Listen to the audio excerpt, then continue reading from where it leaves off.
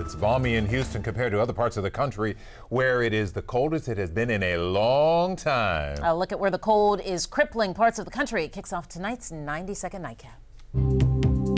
Just this massive snow out of nowhere, and it's very, very cold. Now, a polar vortex sweeping across the country's midsection is bringing some of the coldest weather in a generation. The upper Midwest will face temperatures 40 degrees below normal, with wind chills in the negative double digits. Washington State has declared a public health emergency as a measles outbreak continues to grow there.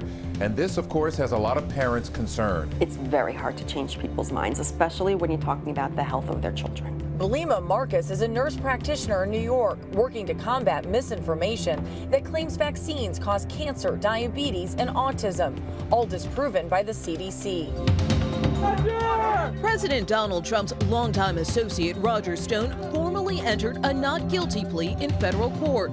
Last week, Stone was indicted on several counts in special counsel Robert Mueller's investigation. Roger Stone is the sixth person associated with President Trump to be charged in the nearly 2-year-long investigation into Russian meddling in the 2016 election.